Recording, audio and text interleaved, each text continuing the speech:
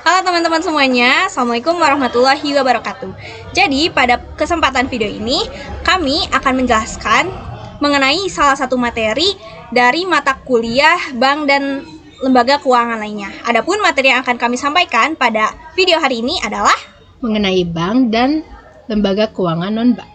Baik, sebelumnya perkenalkan, nama saya Siti Aulia dengan NPM 7342-445 dan juga rekan saya. Saya Prisa Yuneja dengan NPM 73240016. Dan juga saya Claudia Gabriel Napitopolo dengan NPM 734240015. Baik, jadi di sini saya akan mempresentasikan mengenai bank dan lembaga keuangan seperti yang sudah dijelaskan di awal video.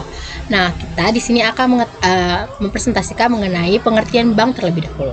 Bank dan lembaga keuangan merupakan salah satu pelaku terpenting dalam perekonomian sebuah negara. Masyarakat maupun kalangan industri atau usaha sangat membutuhkan jasa bank dan lembaga keuangan lainnya untuk mendukung dan memperlancar aktivitas perekonomian. Lalu, bank memiliki manfaat.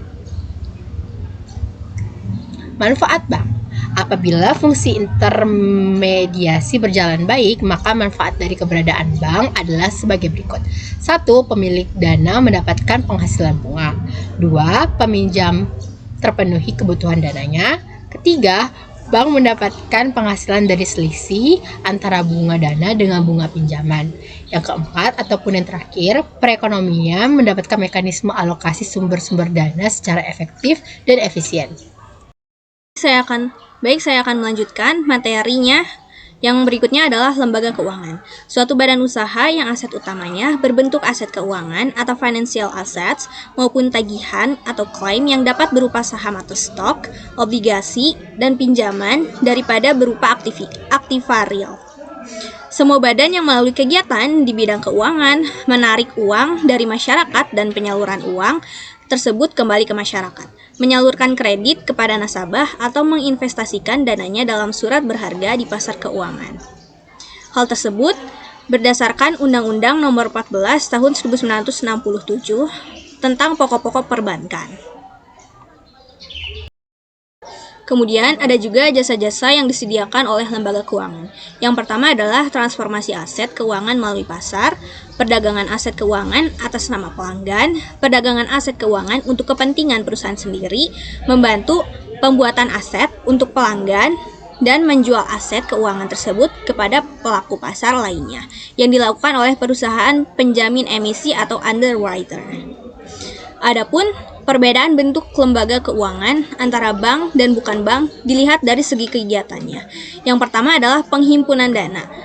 Dalam lembaga keuangan, bank secara langsung berupa simpanan dana masyarakat seperti tabungan, giro, deposito, dan secara tidak langsung dari masyarakat seperti kertas berharga, penyertaan, pinjaman atau kredit, dan lembaga lain. Sedangkan dari lembaga keuangan yang bukan bank, hanya secara tidak langsung dari masyarakat, terutama melalui kertas berharga, dan bisa juga dari penyertaan pinjaman atau kredit dari lembaga lain. Selanjutnya adalah penyaluran dana. Perbedaan antara lembaga keuangan banknya yaitu adalah untuk tujuan modal kerja, investasi, konsumsi, kepada badan usaha dan individu untuk jangka pendek, menengah, dan panjang. Sedangkan perbedaannya dengan lembaga keuangan bukan bank yaitu adalah terutama untuk tujuan investasi, kepada badan usaha, dan untuk jangka menengah dan panjang. Adalah uang. Ada beberapa syarat sebagai uang dan juga peranan uang. Syarat sebagai uang yang pertama adalah dapat diterima secara umum, yang kedua memiliki nilai yang stabil, yang ketiga jumlah yang beredar harus mencukupi kebutuhan, yang keempat mudah dibawa untuk urusan tiap hari, dan yang terakhir adalah nilai harus tetap terjaga. Dan adapun peranan uang adalah alat tukar menukar, alat pengukur nilai, standar pembayaran masa depan, dan juga alat penimbun kekayaan atau daya beli.